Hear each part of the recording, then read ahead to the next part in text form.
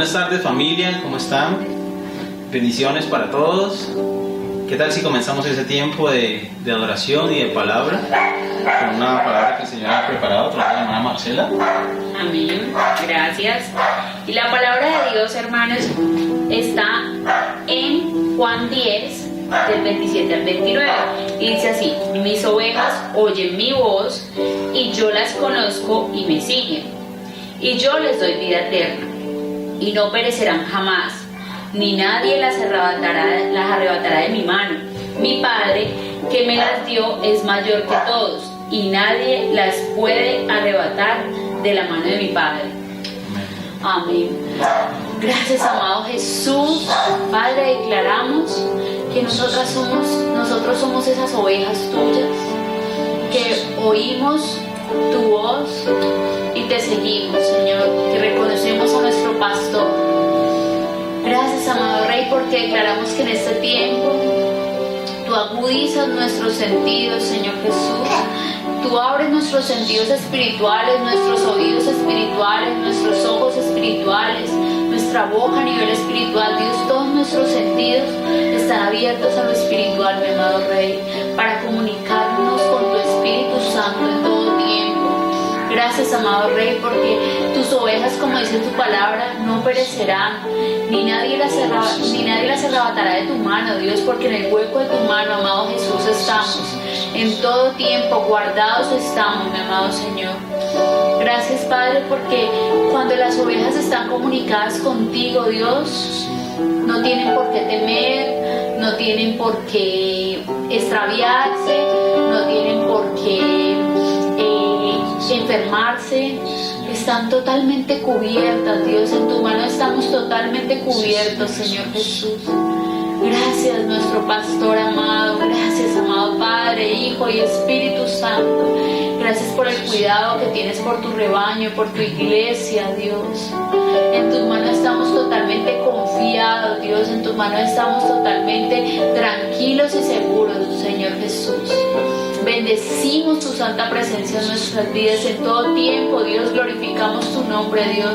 Cuán fiel, cuán grande eres, Dios, con cada uno de nosotros, Padre. Te bendecimos, Señor, y te glorificamos en el nombre poderoso de Cristo Jesús. Sí, Señor Jesús. Somos tus ovejas, Señor. Escuchamos tu voz, Señor Jesús. Como decía esta palabra, Señor, mis ovejas reconocen mi voz. Oh, Señor, tú me estás llamando y me dejo llevar. Oh, sí, Señor, tú me estás llamando y me dejo llevar.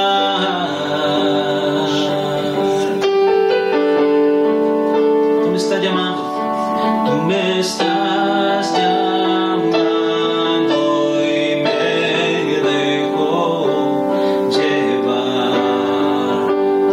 Estás hablando en nuestros corazones, Señor amado Dios. Tú me estás llamando y me dejo llevar.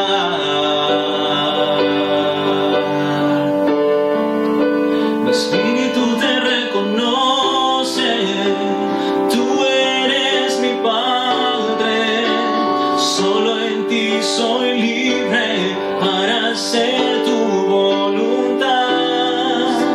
Mi espíritu te reconoce, tú eres mi Padre, solo en ti soy libre para hacer tu voluntad. Tú me estás llamando. Tú me estás llamando y me dejo llevar. El Señor está llamando a su ejército valiente, a sus siervos y siervas. Tú me estás llamando y me dejo llevar. Nuestro espíritu. Mi espíritu te reconoce, tú eres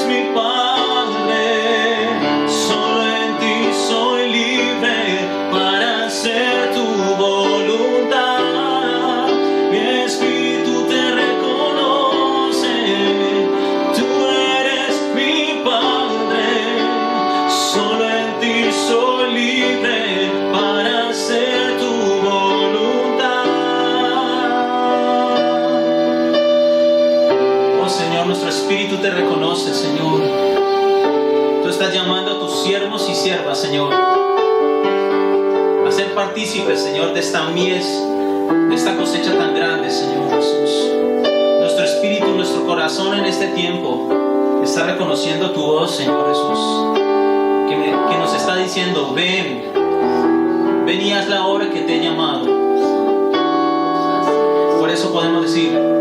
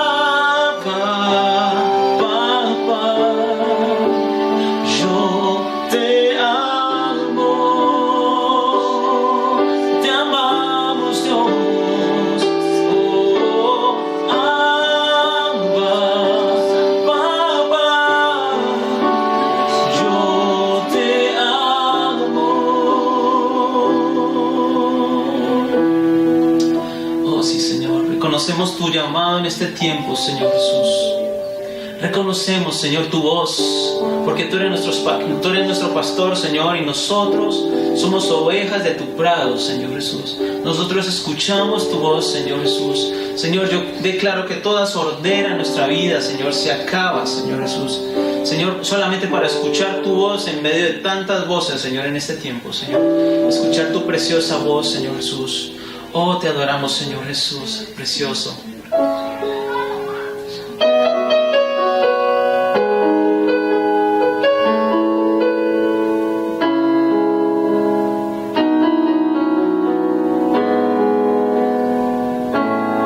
Estás conmigo desde antes de verme nacer. Tu palabra me hizo saber de las cosas tan hermosas que creaste para mí. Es asombroso que en tus planes me encontrara yo, alcanzando tus propósitos. En mi vida puedo a diario ver que marcas el camino. Estás conmigo desde la noche hasta el amanecer. Cada momento he podido ver que tu favor me guía a cumplir lo que tú tienes para mí. Y eres el Padre que siempre soñé, mi amor eterno, mi razón de ser, mi dulce compañía en cada uno de mis días. Eres el Padre que siempre soñé.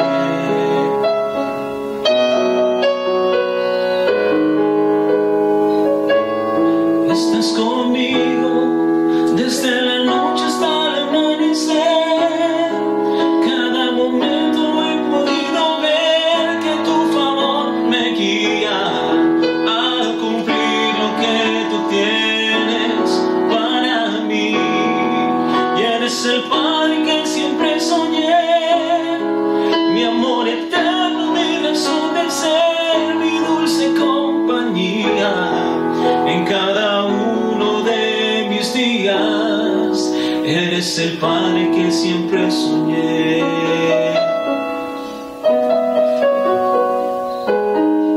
Cuando estamos en el abrazo de nuestro Padre Celestial, no hay nada que temer. Su amor y los latidos de su corazón nos dan esa seguridad que necesitamos. Su voz calma nuestra tormenta. Acordémonos el pasaje cuando el Señor Jesús, en medio de semejante tormenta. Le dice, calla, enmudece. Y la tormenta le escuchó y se detuvo. Gracias, Señor, porque tú como Padre estás con nosotros, Señor, y nadie nos puede arrebatar de tu mano, Señor. No hay enfermedad, no hay circunstancia que pueda hacernos alejar de tu presencia, Señor. Gracias. Oh, precioso Señor Jesús. Estás conmigo desde la noche hasta el amanecer. Cada momento he podido ver que tu favor me guía a cumplir lo que tú tienes para mí. Y eres el Padre que siempre soñé, mi amor eterno, mi razón de ser, mi dulce compañía en cada uno de mis días. Eres el Padre que siempre soñé.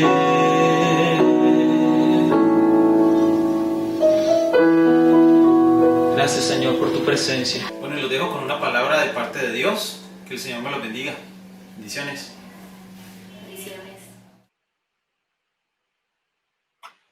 Quiero saludar a todos mis hermanos y familia de Asociación Amor y Vida en Cali, Colombia, y qué bendición que puedo estar con ustedes hoy día, ahí en sus casas, mientras pueden ver este video. Qué bendición ha sido escuchar los videos pasados, el video que hizo Harold justo la semana previa a Pentecostés, y lo que compartieron el pastor Carlos, Vanessa, la semana pasada. Creo que a muchos de nosotros nos animó el entender el tiempo profético que estamos viviendo como iglesia, ¿no? Entender que si bien hemos vivido una experiencia de Pascua global, íbamos a vivir un Pentecostés global, y no sé cuántos de ustedes han podido conectarse, ¿no?, con diferentes convocatorias que han habido a nivel Latinoamérica, a nivel global, donde la iglesia se ha conectado en oración y en adoración, trascendiendo todas las barreras que existían aún a nivel de continentes. Eso es algo que yo nunca antes he visto en mi vida, y creo que ninguno de nosotros, ¿no? Así que tenemos que estar muy animados, muy contentos por lo que el Espíritu está haciendo a nivel de traer unidad a la iglesia en esta temporada, a nivel de traer la naturaleza y el corazón y el carácter de Dios a nuestras vidas y a la iglesia. Creo que eso es parte del obrar del Espíritu Santo. Y bueno, para que podamos continuar en el mismo sentir de lo que se ha estado hablando, ¿no?, ya en las últimas semanas, tanto a nivel global, pero también a lo que Dios está hablando de una manera muy directa a cada uno de nosotros en lo personal, y también lo que Dios está hablando a la iglesia. Vamos a hablar hoy día acerca de los mensajes de Jesús a las 7 iglesias de Asia. Y bueno, encontramos 7 mensajes a estas 7 iglesias de Asia. ¿Cuáles eran estas 7 iglesias que encontramos nosotros en Apocalipsis 2 y 3? Son la iglesia de Éfeso, Esmirna, Pérgamo, Tiatira, después viene Sardis, y las últimas 2 son Filadelfia y Laodicea. Entonces Jesús envió un mensaje a cada una de estas iglesias a través de Juan, ¿no? Y lo interesante de cada uno de estos mensajes es que dice, el que tiene oídos, oiga lo que el Espíritu está diciendo a la iglesia. Y creo que este es el desafío para nosotros como iglesia en esta temporada, escuchar lo que el Espíritu Santo nos está diciendo. Aunque se ha hablado de este Pentecostés colectivo a nivel global, que muchos de nosotros íbamos a recibir algo fresco del Espíritu Santo, el desafío que tenemos como iglesia es no solamente tener un encuentro con Dios de un día, sino caminar en encuentro con Dios el día a día, a través de las temporadas. Creo que esta es la invitación que tenemos del Espíritu Santo.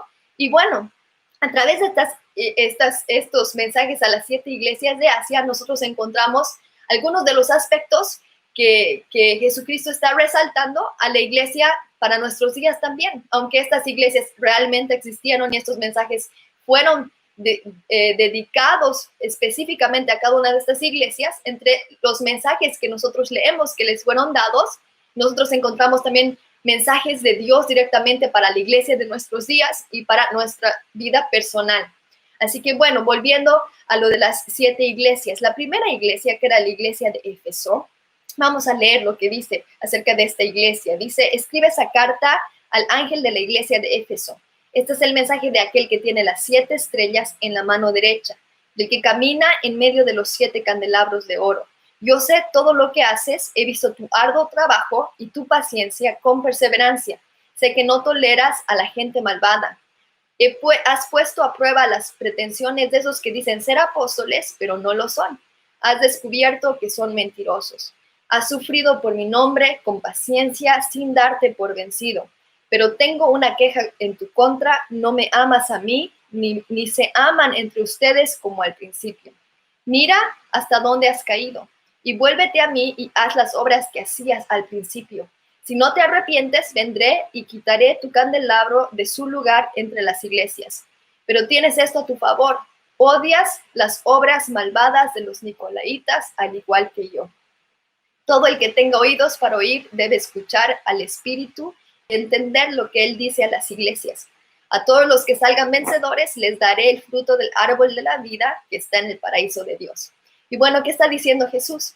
Le está hablando a esta iglesia y se revela a sí mismo con ojos no con ojos, como aquel que camina entre los candelabros y que tiene las 7 estrellas en su mano. Esta descripción de Jesús la encontramos también en Apocalipsis 1 y ahí está la interpretación de lo que esto significa. Y los candelabros representan las iglesias y las estrellas significan o representan los líderes de esas iglesias. Esta iglesia, en específico Éfeso, era un candelabro en toda la región de Asia. Era una iglesia que había experimentado gran avivamiento espiritual. Si nosotros leemos lo que pasa en Éfeso, en Hechos 18 y 19, vamos a darnos cuenta que hubo un gran avivamiento, ¿no? Y un avivamiento que se manifestó con tanto poder y tanta transformación de la sociedad en Éfeso, que tuvo un impacto a todo el Asia Menor, ¿no? Afectó a otras ciudades. ¿Y cómo, qué es lo que nos dice Hechos, ¿no? 19 acerca de Éfeso? Nos dice que la gente se arrepentía a tal nivel que juntaron todos los libros que tenían en esa ciudad, que eran libros de magia, de brujería, y los quemaron, y que el total de los libros que se quemaron era como el equivalente de 50,000 monedas de plata.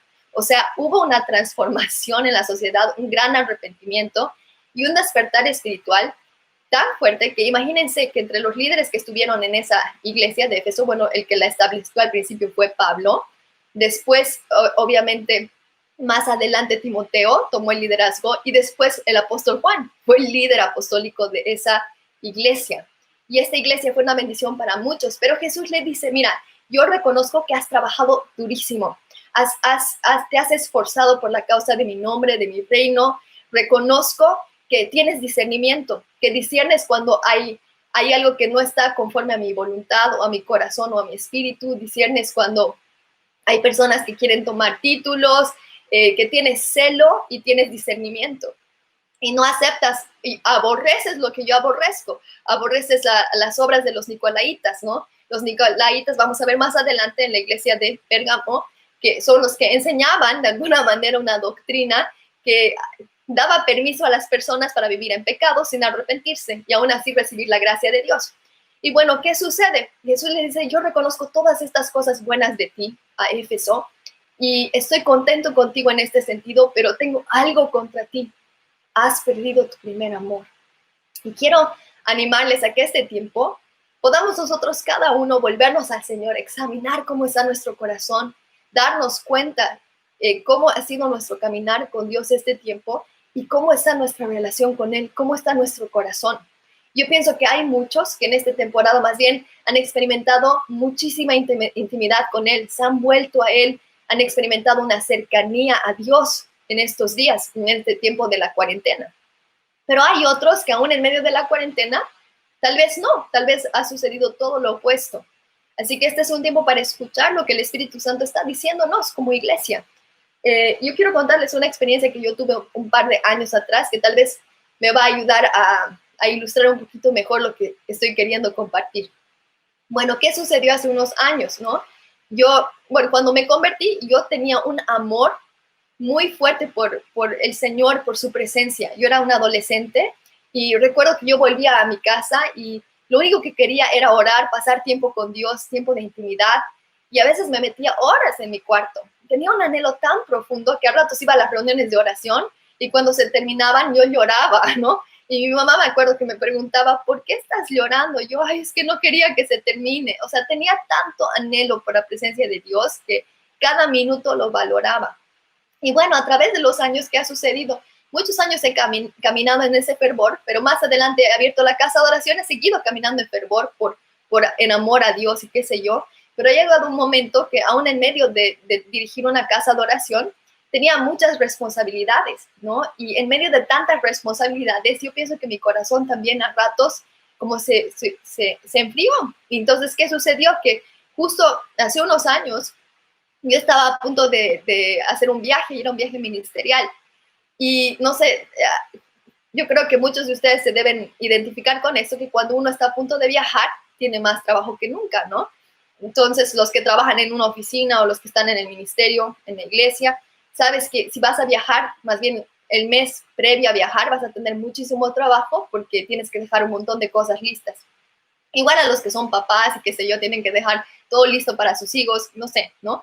Entonces, yo estaba en ese aspecto, en una situación de que tenía mucho trabajo, había asignado diferentes responsabilidades a diferentes personas de mi equipo y justamente en esas semanas algunos me habían fallado y no habían hecho lo que tenían que hacer, entonces yo terminé haciendo su trabajo y pues fue muchísimo trabajo, terminé muy agotada y además un poco estresada. Y me acuerdo que de un día en específico que yo fui a la casa de oración, hablé con estas personas, era un poquito antes de viajar, y les llamé la atención, ¿no? Y les dije que estaba molesta porque no habían hecho lo que tenían que hacer, ¿no? Y recuerdo que cuando salí de la casa de oración, entré a mi auto y seguí hablando con Dios y seguí conversando con Él y estaba como que así molesta, ¿no? Diciéndole a Dios, es que no puedo creer hasta cuándo voy a estar con esta situación que la gente no hace lo que tiene que hacer. Y cuando estoy quejándome, siento que el Espíritu Santo me habla y Dios me dice en ese instante, me dice, Di, estás como Marta. Y el momento que esa palabra entró, yo creo, a mi corazón, así como que me quebrantó completamente, me dio convicción. Y en ese instante empecé a arrepentirme y le dije a Dios, Dios, por muchos años yo me he visto a mí misma como María, como una mujer que lo que más quiero es estar en tu presencia. Yo he empezado con esto de la casa de oración porque yo anhelo intimidad contigo, eso es lo que siempre he querido. Siempre he querido ser una mujer que te está adorando, que está amando tu presencia y que te valora por encima de todas las cosas.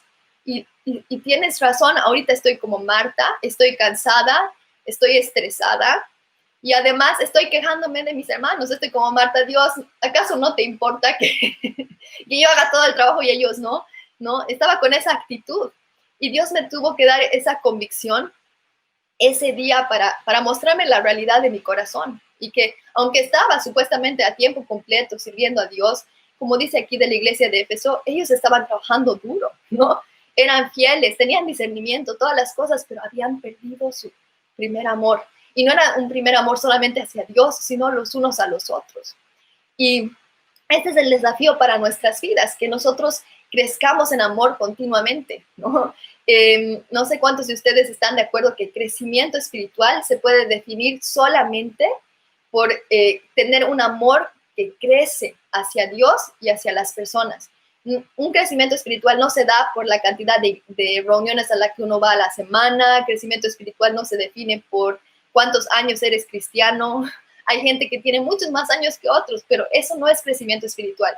Crecimiento espiritual, y yo espero que todos en esta temporada hayamos experimentado crecimiento espiritual, es crecer en amor por Dios y en crecer en amor los unos por los otros. Ahora, en estos días, tal vez, muchos más bien, porque se han quedado más en sus casas, no han tenido tanto estrés ni tantas responsabilidades y han estado buscando a Dios y experimentando intimidad. Pero tal vez otros, más bien, más que nunca han tenido responsabilidades y mucho, mucho trabajo. Y tal vez en medio de todo lo que has estado haciendo, has perdido el amor. Yo he hablado con personas de todo tipo en este tiempo. Algunos me han dicho, no sabes, o sea, estoy tan feliz por todo lo que Dios ha estado haciendo en mi vida. Siento que mi corazón está desbordando en amor por Dios. Siento que mis tiempos de intimidad con Él son increíbles en este tiempo. También mi relación con mi familia ha mejorado. Eso nos ha ayudado mucho como familia. Algunos me han contado algo así, pero por el otro lado he escuchado a personas que me han dicho, ¿sabes qué? Estoy cansado. Esto de la cuarentena más bien ha traído mucho desgaste a mi matrimonio. Ya no aguanto a mi esposa, ¿no? Y yo veo que en este tiempo hemos estado experimentando diferentes luchas, ¿sí? Pero el desafío que tenemos y hoy día, oremos, pidámosle, Dios, renueva el corazón de amor en mi corazón. Yo escuché, hace muchos años, yo pude ver el funeral de Bob Jones. No sé cuántos conocen a Bob Jones, pero él es un profeta en los Estados Unidos que Dios utilizó de muchas maneras para dar palabras muy precisas, aún a nivel nacional y también a varios ministerios. Y entre los ministerios a los que él bendijo mucho estaba IHOP, estaba la casa de oración en Kansas City. Y no van a creer que este profeta, en 1983, entre las palabras que le dio a Mike Bickle, le dijo, mira, yo veo que ustedes van a tener 24/7 de oración y adoración aquí, como en el tabernáculo de David. Y va a haber gente en el Asia, yo veo gente asiática que está conectada a ustedes y viendo lo que ustedes están haciendo a través de unos sets de televisión pequeñitos que son inalámbricos. En ese entonces, ¿quién hubiera pensado que esa tecnología iba a existir en nuestros días? O sea, el iPhone, el iPad, ¿no? Sin embargo, Bob Jones ya había recibido revelación de que eso es lo que iba a suceder, ¿no? No lo llamó iPhone ni iPad, pero lo describió muy claramente. Sin embargo, este hombre que tenía todas estas revelaciones que bendijeron a muchos y ayudaron a varias personas, ministerios, hasta ciudades a entender el corazón de Dios y el plan de Dios para ellos, él tuvo una experiencia en la que experimentó la muerte, o sea, se murió y tuvo un encuentro con Jesús ya de muerto, ¿no? Y Jesús lo mandó de vuelta, entonces volvió a la vida, Bob Jones, pero en el tiempo en el que estuvo con Jesús, Jesús le hizo una pregunta y le dijo, Bob, ¿aprendiste a amar? Y Bob Jones se quedó seco ante la pregunta y Jesús le dijo, porque si estás en la tierra, es para aprender a amar. Tu misión en la tierra es aprender a amar. Y lo envió de regreso a la tierra para que aprenda a amar aún más. Entonces, este es el propósito de Dios con nosotros aquí en la tierra. Que aprendamos a amar, que crezcamos en amor por Él y en amor los unos por los otros. Entonces, si has sentido en esta temporada que te ha estado faltando amor, tal vez te identificas con la iglesia de Éfeso, ¿no? Tal vez has sido fiel en muchos otros sentidos, has tenido discernimiento, has podido identificar las cosas que no le agradan a Dios, has hasta sufrido persecución por causa de su nombre, pero has sentido en este tiempo que tu corazón necesita ser avivado en amor. Al final vamos a orar por esto, pero tú por tu cuenta te animo, ora. Pídele al Señor, Señor, quiero volver a mi primer amor. Jesús le dice a la iglesia de Éfeso, acuérdate de dónde has caído. Y a cada uno de nosotros nos sirve acordarnos. La anterior semana yo estaba escuchando una prédica de mi papá, donde él estaba acordándose de todo lo que el Espíritu Santo había hecho en medio de nosotros como familia y como iglesia. Y realmente acordarnos de las cosas que el Espíritu Santo había hecho y cómo se había manifestado en nuestras vidas, a mí me ha llenado de mucho gozo, me ha llenado de la presencia de Dios, de un hambre mayor por las cosas de Dios. Y a veces nos olvidamos muy fácilmente de cómo ha sido nuestro caminar con Dios al principio. Yo quiero animarte, acuérdate y trata de volver a las primeras obras. El siguiente mensaje es a la iglesia de Esmirna. Y bueno, Jesús le habla a esta iglesia y le dice, este es el mensaje de aquel que es el primero y el último, que estuvo muerto, pero ahora vive. Y Jesús se revela de esa manera. ¿Por qué? Porque esta era una iglesia que estaba sufriendo persecución. Y Él se revela como aquel que estuvo muerto y ahora vive. O sea, Él había experimentado a plenitud todo lo que ellos estaban experimentando, el rechazo, la opresión, la maldad de las personas, ¿no? Él había experimentado la persecución al punto de dar su vida. Entonces, como Él había estado muerto, pero ahora vive, Él también tiene la autoridad para animar a aquellos que están en persecución. Y es tremendo que les dice, yo sé de tu sufrimiento y de tu pobreza, pero tú eres rico, conozco la blasfemia de los que se oponen y dicen ser judíos, pero no lo son. porque su sinagoga le pertenece a Satanás. No tengas miedo de lo que estás a punto de sufrir. El diablo meterá a algunos de ustedes en la cárcel para ponerlos a prueba y sufrirán por 10 días. Pero si permaneces fiel, incluso cuando te enfrentes a la muerte, te daré la corona de la vida. Todo el que tenga oídos para oír debe escuchar al Espíritu y entender lo que Él le dice a las iglesias. Los que salgan vencedores no sufrirán daño de la segunda muerte. Entonces, esta es una iglesia a la que Jesús se revela de esta manera. Ellos estaban sufriendo gran persecución y se van a dar cuenta en el transcurso de todos los mensajes a las iglesias que Jesús a casi todas las iglesias les da afirmación, las afirma por las cosas en las que ellas están caminando que son agradables para Él, pero a algunas les da reprensión. Y a esta iglesia de Esmirna en específico no le da ninguna reprensión, solamente la anima a no tener temor. Y en este caso Jesús no le promete que la va a librar de la persecución, ¿no? Hay una iglesia más adelante, que es la iglesia de Filadelfia, que Jesús le dice que le va a librar de la hora de prueba que va a venir sobre toda la tierra. Pero a la iglesia de Esmirna le dice, mira, sé que estás sufriendo y ¿sabes qué? Vas a seguir sufriendo, pero en medio de este sufrimiento yo estoy contigo, yo te entiendo, y le dice, ¿sabes qué? No tengas temor. No tengas temor porque yo voy a hacer que todo esto resulte en que tú recibas la corona de la vida. Y tremendo, porque Jesús también promete recompensas aquí. Y ninguno de nuestro sufrimiento va a ser en vano. Muchos de nosotros tal vez no vivimos en una situación de persecución en nuestros días, ¿no? O sea, como lo que estaba experimentando Esmirna. Sí, hay una gran parte de la iglesia en la tierra, en diferentes naciones. Creo que es en más de 50 naciones a nivel del mundo que la iglesia está siendo perseguida. Y este mensaje se aplica de una manera muy directa a cada uno de ellos. Pero tal vez nosotros no estamos experimentando una persecución a nivel de que necesariamente ahorita hay leyes en nuestros países que promueven, ¿no? Que la gente nos mate, nos desemplee o lo que sea. Tal vez hay otro tipo de persecución. Algunos experimentan persecución dentro de su familia porque tu familia no conoce al Señor y se hacen la burla de ti, ¿no? Es otro tipo, ¿no? De persecución. Y en medio de todo esto Jesús te está diciendo, no te desanimes, sigue adelante, yo estoy contigo. Y valoro, ¿no? Valoro tu fidelidad. Pero tal vez otros, ¿no? A mí lo que me ha impresionado de este mensaje y de su aplicación para nosotros en estos días, como su iglesia, es que el llamado de Jesús a la iglesia de Esmirna es no temas. Y ahora que se están levantando las restricciones en algunos países, no sé exactamente cómo es lo de las restricciones ahorita en Colombia, pero muchos de nosotros vamos a tener que empezar a salir. Y el desafío para nosotros, ¿no? Conectando estas dos iglesias, el mensaje de estas dos iglesias es operar en amor, más que nunca, y no dejarnos paralizar por el temor.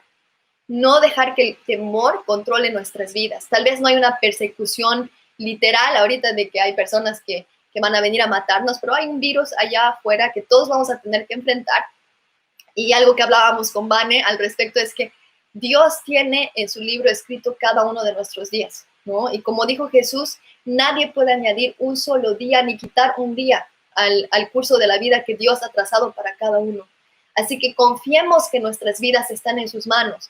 Esto no quiere decir que no vamos a usar barbijo cuando los gobiernos dicen que tenemos que usar barbijo. Tenemos que ser personas que respetan la autoridad, que no traen mayor caos ni anarquía. Estamos viviendo en un tiempo que hay mucha anarquía, que hay muchas de las heridas también que han sido expuestas. En este tiempo, no sé si han visto lo que está sucediendo en los Estados Unidos, pero en medio de todo esto, ¿cuál es el desafío para nosotros como iglesias? Operar en amor.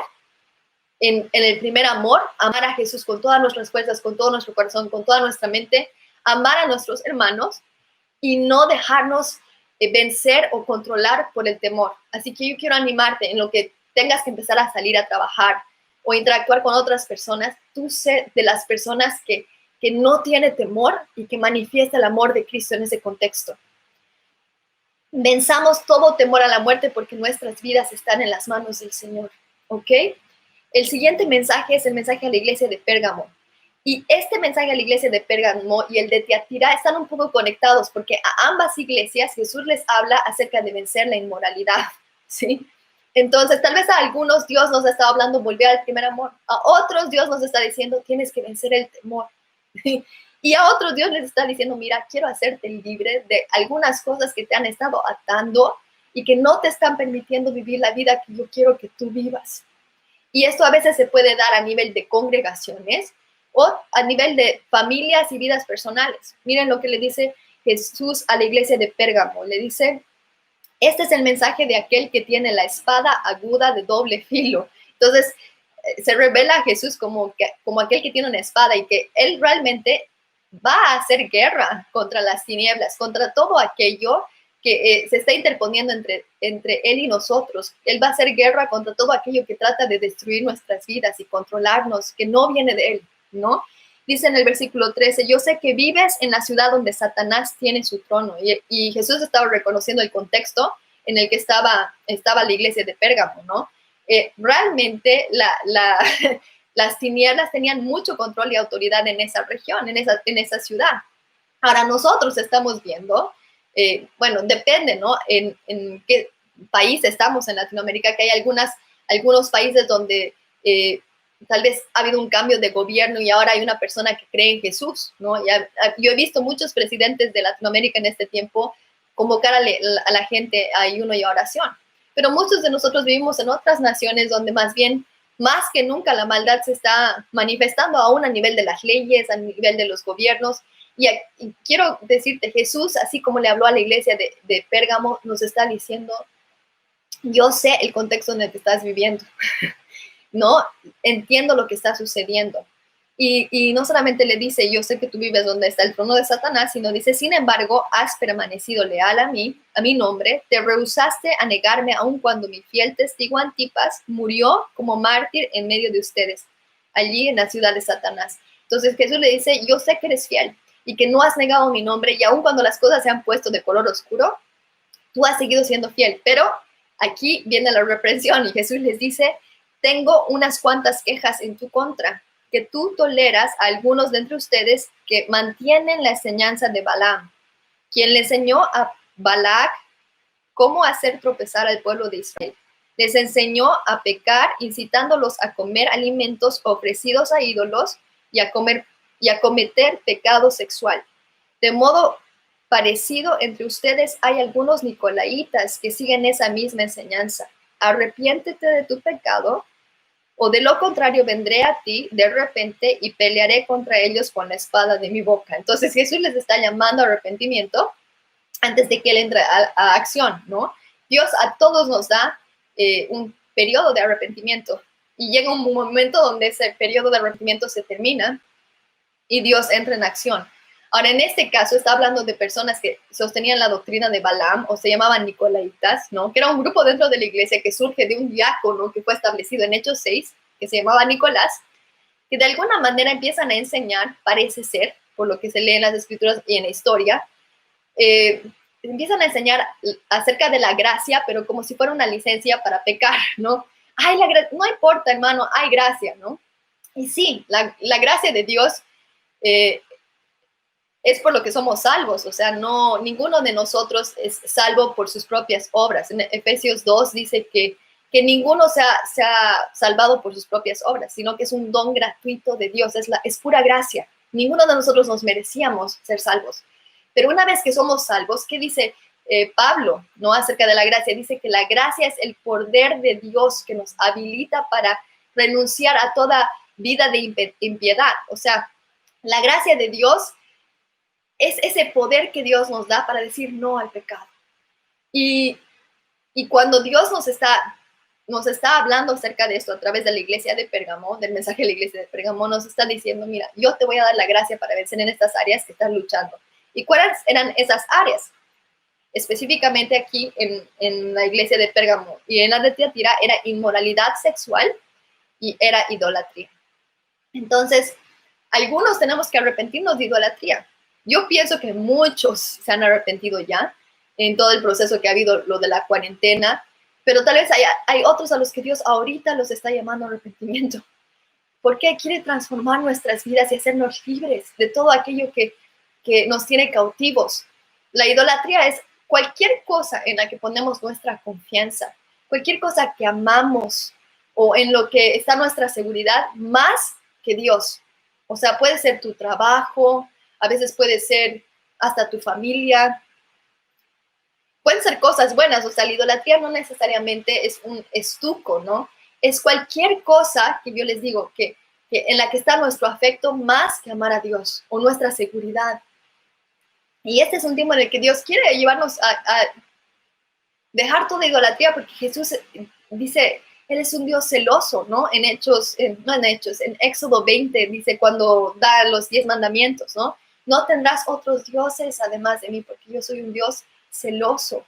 Y ahí especifica que Él visita la maldad de los que le aborrecen hasta la tercera y cuarta generación. O sea, ¿hasta qué punto Dios anhela que no haya esa infidelidad hacia Él? Es una infidelidad la idolatría, adorar a otro, que dice, bueno, si tú persistes en eso, esto afectará hasta a tus generaciones. Dios es súper determinante al dar ese mensaje. Así que yo quiero animarte a que tú te des cuenta de la relación de amor que tenemos con Dios, que Él quiere todo nuestro corazón, todo nuestro afecto, toda nuestra atención. Y no porque es un Dios egoísta, sino porque eso es lo que va a traer mayor bien a nuestras vidas, Él mismo. Cuando estábamos orando, por ejemplo, por más del Espíritu Santo la semana pasada, esta es la convicción que yo tenía, que Dios es tan bueno y nos puede dar tantos regalos, pero el mejor regalo que nos puede dar es Él mismo. Y eso es lo que ha hecho. Él se ha dado a sí mismo en el Espíritu Santo. Y lo que más podemos anhelar, el mejor regalo, es más de Él, más de Él. Eso es lo mejor que nos puede pasar en la vida. Y bueno, volviendo a la inmoralidad sexual, ¿ya? ¿Qué había pasado con la historia de Balac y Balaam? O sea, esta historia se registra en Números 22 a Números 24. Los que quieren estudiarla después, les animo a que lo hagan. Había un hombre que se llamaba Balaam y que un rey que se llamaba Balac lo contrata básicamente para que él venga y maldiga al pueblo de Israel. Este rey era un rey de Moab que estaba atemorizado de que Israel los venza, ¿no? Entonces él vio que la multitud de Israel eran muchos, entonces había escuchado de lo que había sucedido con otras naciones, y él contrata a Balaam y lo lleva a diferentes montes para que maldiga a Israel. Y Dios le había dicho a Balaam que no podía maldecir a Israel, y cada vez que él se levantaba para maldecir, van a ver el registro, él termina bendiciéndolos y dando profecías acerca de ellos tremendas. Una de las profecías inclusive involucra al Mesías. Pero el siguiente capítulo, y esto no está especificado en Números, lo sabemos solamente por lo que está aquí en Apocalipsis, nos dice que las mujeres de Moab van donde los de Israel y seducen a los hombres. Y los seducen y hacen que ellos caigan en idolatría y adoren a los dioses de Moab y caigan también en inmoralidad sexual con ellas. Entonces, prácticamente lo que sucede, gracias a que Jesús lo revela aquí en Apocalipsis 2, nos damos cuenta que, claro, lo que hace Balaam al decirle a Balac es, mira, ¿sabes qué? Tú quieres que yo los maldiga, pero yo no los puedo maldecir mientras Dios los está bendiciendo. La única manera que tú puedes lograr que haya una maldición sobre ellos es que tú les hagas caer en pecado. Entonces, ¿por qué no mandas unas mujeres para que los seduzcan? ¿No? Y eso es lo que pasa también a ratos con la iglesia. El enemigo no tiene manera de atacarnos, de tocar nuestra vida, hasta que le damos una rendijita a través del pecado. Entonces, ¿qué pasa? A ratos en la iglesia, en algunas cosas somos demasiado ligeros y decimos, sí, no hay problema de eso, ¿no? Pero hay ciertas cosas que para Dios no son de la misma manera. Y Dios quiere que nosotros lidiemos con esas cosas. Tal vez la inmoralidad sexual a nivel de la iglesia hoy día se puede ver de diferentes maneras. No sé cuántos han estado, por ejemplo, conscientes del gran ataque que hay, ¿no? No solamente sobre la iglesia, sobre las naciones en general, con todo el tema de la pornografía. La pornografía está mucho más al alcance de las personas ahora que tenemos acceso a Internet.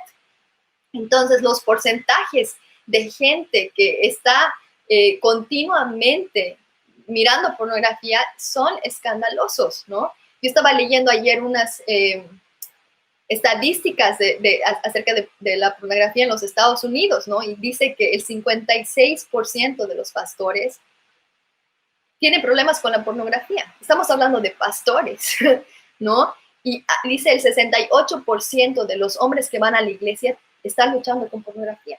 No solamente hombres, mujeres también. Hoy día estaba viendo los porcentajes de Colombia. No he podido encontrar información muy clara. La verdad, parece que no hay tantas estadísticas en Colombia como en los Estados Unidos, pero sí, o sea, he visto que decía que el 35% de los niños en Colombia han sido expuestos a pornografía y que una de las ciudades donde han sido más expuestos a pornografía es Manizales, que el 50% de los niños han sido expuestos a pornografía. Después habla de, creo que el índice de las mujeres es el 13% de las mujeres en Colombia son clientes de estos servicios de ver pornografía, ¿no? Y los hombres también, creo que el porcentaje de los hombres es por ahí. Entonces, tenemos que como iglesia reconocer en qué áreas, ¿no? El enemigo de alguna manera, ¿no? Nos está haciendo pisar el palito. En cuanto a esto de la pornografía, no es solamente que es un hábito o es algo que podemos decir no hacia la primera, no, sino que necesitamos ser sanados, ser restaurados, ser liberados, ¿no? Hay gente que está luchando con esto desde que es jovencito y tal vez tiene vergüenza de contárselo a alguien. Pero quiero animarte, Jesús quiere traer libertad a tu vida. Otra de las cosas que estaba leyendo es que la infidelidad es la mayor razón por la que hay divorcios en Colombia, ¿no? Colombia es el país número 1 en Latinoamérica en cuanto a infidelidad. Así que todo esto, ¿no? O sea, ustedes pueden identificar mejor cuáles son las áreas de inmoralidad sexual en medio de la iglesia o en medio de su país o en medio de su ciudad. Pero yo quiero animarles, escuchemos lo que el Espíritu Santo está diciendo. Y en este caso específico, por ejemplo, si has estado luchando con pornografía, si has estado siendo infiel a tu esposa, arrepiéntete, vuélvete al Señor, que Él te va a perdonar y te va a restaurar si hay verdadero arrepentimiento y te va a hacer libre. Y busca ayuda. Trata de hablar con alguien en tu iglesia, tal vez un hermano que sea de confianza o un líder al que puedas acudir y puedas ser vulnerable. No tengas temor, el enemigo va a tratar de avergonzarte, pero si tú eres sincero, si estás dispuesto a ser vulnerable con la lucha que estás experimentando, Dios te va a dar libertad y te va a dar sanidad. Porque Dios, cuando reprende, como está aquí en una de las iglesias, su reprensión no es un rechazo, no es que Dios dice, ya no quiero tener nada que ver contigo, sino cuando Dios nos habla, aquí le dice que Él reprende a quienes Él ama. Y es porque nos ama que nos dice, mira, quiero que en esta área seas libre. Y quiero que cualquier área en la que la iglesia está tomando la gracia como una licencia para pecar, que la revisen y que se vuelvan a mí de todo corazón. Lo mismo pasa con la iglesia de Tiatira cuando le habla. Las siguientes iglesias ya no voy a poder leer mucho porque me estoy dando cuenta de la hora, pero a la iglesia de Tiatira Jesús le habla acerca de no tolerar más a Jezabel. Y era el mismo tema, el tema de idolatría y de inmoralidad sexual. Y lo que es interesante acerca de esta iglesia, ¿no? Es que Jesús se revela como aquel que tiene ojos de fuego, que Él mira todas las cosas, pero también este fuego puede consumir toda cadena de opresión o atadura de opresión que hay en nuestras vidas. Y dice aquí, ¿no?, que si vencen, la promesa que Dios les da, la recompensa, es que Él les va a dar autoridad sobre las naciones. Imagínate, si puedes vencer a Jezabel, ¿no? Para entender un poco cómo opera el espíritu de Jezabel, puedes estudiar tal vez la historia de Jezabel que está en Primera de Reyes. Pero todo esto opera a través de manipulación y a través de seducción, ¿no? Y eso opera no solamente en el mundo, a ratos aún dentro de la misma iglesia.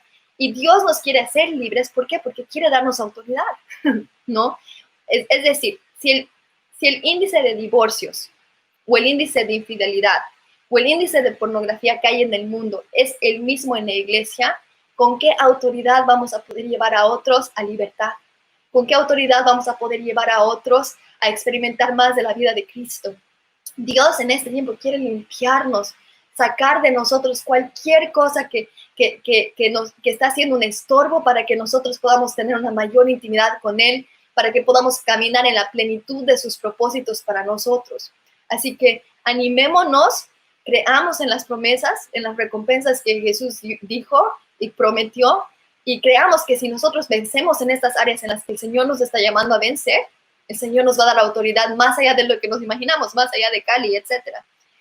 Entonces, en el capítulo 3 ya vemos la iglesia de Sardis. Y esta iglesia de Sardis, ¿qué pasaba con la iglesia de Sardis? Le dice Jesús que ese es el mensaje de aquel que tiene el Espíritu de Dios y de los 7 aspectos y las 7 estrellas. Jesús se revela como aquel que tiene la plenitud del Espíritu. A una iglesia que, ¿qué había pasado? Yo sé todo lo que haces y que tienes la fama de estar vivo, pero estás muerto. Esa era una iglesia que era pues, se había vuelto ya religiosa, ¿no? En algún momento, cuando hubo el despertar espiritual en Asia, que les comenté en el tiempo de Éfeso, que afectó a muchas ciudades, esta iglesia fue fuertemente golpeada por el mover de Dios, ¿no? O sea, ellos fueron transformados, hubo un despertar espiritual tremendo, pero lo que estaban viviendo ahora no era para nada algo consistente con lo que habían experimentado con Dios. O sea, ahorita estaban secos, muertos espiritualmente. Y a ratos podemos inclusive seguir involucrados en reuniones, en la iglesia, continuar haciendo ciertos aspectos de nuestra fe cristiana, pero estar completamente secos y muertos en el espíritu. Y Jesús, que se revela a él mismo como el que tiene los 7 espíritus de Dios, o sea, la plenitud del espíritu, él puede traer algo fresco del espíritu a nuestras vidas, vivificarnos, pero necesitamos arrepentirnos de nuestra condición, reconocer, Señor, estoy seco, así es como estoy, tengo reputación de estar vivo, de que voy a todas las reuniones inclusive, pero no estoy viviendo lo que he vivido antes, o sea, en mi relación contigo para nada. Así que Jesús les llama a vencer en esa área. La siguiente iglesia es la iglesia de Filadelfia, y esta iglesia no tiene ninguna reprensión, sino solamente afirmaciones. Y Jesús le habla a esta iglesia y le dice, ese es el mensaje de aquel que es santo y verdadero, el que tiene la llave de David. Lo que él abre, nadie puede cerrar, y lo que él cierra, nadie puede abrir. Yo sé todo lo que haces y te he abierto una puerta que nadie puede cerrar. Tienes poca fuerza, sin embargo, has obedecido mi palabra y no negaste mi nombre. Y aquí, a diferencia de la iglesia de Esmirna, Jesús les promete que los va a guardar en el tiempo de prueba y va a hacer que la gente que los ha perseguido reconozca que Dios les ama. Tremendo. Y aquí Jesús se revela como el que tiene la llave de David. Y esta llave de David es la intimidad. Y algunos tal vez en este tiempo, ¿no? Aunque tú, tal vez hasta en lo secreto, tal vez nadie te conoce, pero Jesús te dice, yo sé que tienes poca fuerza, pero yo te estoy abriendo una puerta. Y Dios está abriendo puertas de oportunidad para muchos en este tiempo. No todos están recibiendo una reprensión de parte de Dios y de parte del Espíritu. Algunos Dios solamente los está animando y les está diciendo como aquí, como a la iglesia de Filadelfia, mira, yo valoro que tú has sido fiel, que no has negado mi nombre, y simplemente te animo a que sigas de la misma manera, con el mismo fervor, con la misma fidelidad a mi palabra, que retengas lo que tienes, ¿no? Y ese es el desafío para nosotros, o sea, avanzar y no detenernos. No sé si se acuerdan de la parábola de los talentos en Mateo 25. Y Jesús les da diferentes talentos, ¿no? A las personas, a unos 5, a otro 2 y a otro 1. Y los primeros 2 sirvientes, ellos multiplican. Los primeros 2 siervos multiplican los talentos que habían recibido, pero el último, porque tenía temor, lo esconde. Y cuando Jesús viene y rinde cuentas, bueno, el amo que representa a Jesús, y le pregunta, ¿por qué lo has escondido? Él dice, ay, es que tuve temor porque tú eres un amo que cosecha donde no siembra, ¿no? O sea, la idea que él tenía de Dios afectó a cómo él vivía, ¿no? Y las decisiones que tomaba. Y Jesús dice, bueno, quítenle el talento que le ha sido dado porque, o sea, no es que el hombre había perdido el talento, sino se había quedado simplemente con lo que Dios había dado. Y este es el desafío. Hay una ley espiritual. El que no avanza, retrocede. O sea, en este tiempo, si no estamos creciendo en amor, estamos menguando en amor, ¿sí? Si no estamos creciendo en fe, entonces tal vez estamos retrocediendo en fe. Tenemos que avanzar. No sé cuántos han leído Isaías 9, dice que acerca del reino de Dios, que el avance de su reino no tendrá fin. Y el reino de Dios sigue y sigue y sigue avanzando. Esto tal vez lo podemos entender como por decir la tecnología que hay hoy en día, ¿no? O sea, si te quedas con tu celular de hace 3, 4 años, de repente ahorita ya algunas cosas ya no puedes hacer, ¿no? Porque estás desactualizado. No solamente, o sea, la tecnología ahorita está moviéndose a tal rapidez, y con esto no les estoy diciendo que ahora la tecnología tiene que ser nuestro ídolo y nos tenemos que poner al día, ¿no? Pero si la tecnología se mueve a esa velocidad, imagínense cómo el reino está avanzando, y nosotros no nos podemos quedar con lo que Dios hizo hace 20 años, ¿no? Como la anterior iglesia, la iglesia de Sardis, tienes nombre de que estás vivo, pero estás muerto, estás viviendo de tu avivamiento de hace 20 años, o de tu avivamiento a nivel de iglesia o de persona. Tal vez hace 2 años has tenido un despertar espiritual, estabas amando a Dios con todo tu corazón y ahorita estás seco. Y Jesús dice, o sea, no puedes vivir con lo que te ha hablado hace 2 años, con lo que te ha hablado hace 1 año. Ahora tienes que experimentar quién soy yo, mi reino. Tienes que estar avivado del Espíritu ahora. Y en este aspecto de lo de Filadelfia, le dice eso, o sea, lo que tienes, manténelo, seguí en eso, o sea, no lo descuides, no retrocedas ni un poquito, ¿no? Y ese es el desafío para nosotros, mantenernos en buscar a Dios, en amarlo. Cuidado que ahora que termina la cuarentena, algunos, ok, volvemos a la vida normal, ¿no? Mucha gente empezó a decir, volvemos a la vida normal, pero Dios no quiere que volvamos a lo normal. ¿Por qué? Porque sigue avanzando. Dios está trayendo una transformación que quiere que permanezca. Y es una transformación a nivel de corazón, a nivel de nuestra relación con Él, a nivel de nuestra relación con los demás, etc. La siguiente iglesia, la iglesia de la Odisea, vamos a leer rapidito lo que dice y voy a explicarlo y con eso vamos a terminar. Escribe esta carta al ángel de la iglesia de la Odisea. Este es el mensaje de aquel que es el amén, el testigo fiel y verdadero, el principio de la nueva creación de Dios. Yo sé todo lo que haces, que no eres ni frío ni caliente. Como quisiera que fueras lo uno o lo otro. Pero ya que eres tibio, ni frío ni caliente, te escupiré de mi boca. Tú dices, soy rico, tengo todo lo que quiero, no necesito más. Y no te das cuenta de que eres un infeliz, un miserable. Eres pobre, ciego y estás desnudo. Así que te aconsejo que de mí compres oro, un oro purificado por fuego, y entonces serás rico. Compra también ropas blancas de mí, así no tendrás vergüenza de tu desnudez, y compra ungüento para tus ojos para que así puedas ver. Yo corrijo y disciplino a todos los que amo. Por lo tanto, sé diligente y arrepiéntete de tu indiferencia. Mira, yo estoy a la puerta y llamo. Si oyes mi voz y abres la puerta, yo entraré y cenaremos juntos, como amigos. Todos los que salgan vencedores se sentarán conmigo en mi trono, tal como yo salí vencedor y me senté con mi Padre en su trono. Todo el que tenga oídos, que oiga, que tenga oídos para oír, debe escuchar al Espíritu y entender lo que Él dice a las iglesias. Y bueno, esta séptima iglesia, la última, ¿con qué estaba lidiando? Con orgullo. Y en su orgullo, de alguna manera, había sido cegada como para ver cuál era su verdadera condición, ¿no? Las bendiciones naturales y materiales le habían hecho creer que estaba bien, ¿no? Y que era muy bendecida esta iglesia, pero la verdad es que esta iglesia representa a muchos de nosotros, ¿no?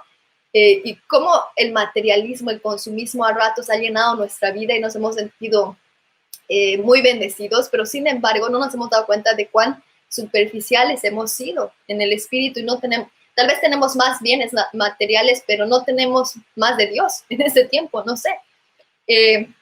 Aquí la parte de la representación de Jesús es, preferiría que seas frío o caliente, pero no tibio, ¿no? Y a veces como iglesia, o sea, esto se ha visto a un nivel de diferentes continentes, así como se puede ver a nivel personal, ¿no? No sé cuántos de ustedes han tenido la oportunidad de viajar a Europa y cuántos han podido ir a África o escuchar de lo que Dios ha hecho en África. Por ejemplo, Europa es un país, un continente donde hay países muy, muy ricos, aunque algunos han experimentado también crisis económicas hace unos años, pero es un país donde la mayoría de la gente tiene un seguro, acceso a la salud, ¿no? Gratuito, muchos tienen trabajos, una estabilidad económica como nación. Entonces, como tienen todo lo que necesitan en lo natural y en lo material, la gente no tiene tanta hambre ni tanta necesidad de Dios. A diferencia que en el África, por ejemplo, donde a ratos no tienen ni doctores, a ratos no tienen médicos, no tienen comida para comer. Entonces, ¿qué pasa? Cuando Dios se manifiesta, a veces hasta resucita a los muertos, ¿no? En África, o trae sanidades increíbles o multiplicaciones. ¿Por qué? Porque la gente no tiene a nadie más que acudir, no hay los doctores que se necesitan a ratos o lo que sea, y en su desesperación acuden a Dios y tienen necesidad de Dios, pero a veces la gente que tiene todo no reconoce su necesidad de Dios. Y cuidado que nos pase eso también, que estamos bien y no reconocemos que necesitamos más de Dios o que estamos viviendo en tibieza espiritual. Si has estado viviendo en tibieza espiritual, Jesús te está diciendo, ya no quiero que vivas en tibieza espiritual. Hay una historia de, no sé cuántos de ustedes han leído un libro de C.S. Lewis. Este libro se llama Cartas de un diablo viejo a un diablo joven, me parece, en español. Y es un diablo viejo que está entrenando a un diablito joven, que este diablito joven se le asigna una persona y él tenía que encargarse de que esta persona nunca conozca a Dios y siempre esté, no, más bien desviado de lo que Dios quiere hacer para su vida. Entonces, ¿qué pasa? Este chico, ¿no? De repente alguien le habla de Jesús y se convierte y el diablito se quiere morir, ¿no? Al principio. Y hacía todo lo que podía para impedir que vaya a la iglesia. Y después el diablo viejo le dice al diablito, le dice, mira, ¿sabes qué? No te esfuerces tanto en que deje de ir a la iglesia. Más bien te conviene que siga yendo a la iglesia, porque mientras él sigue yendo a la iglesia, él va a creer que está bien con Dios.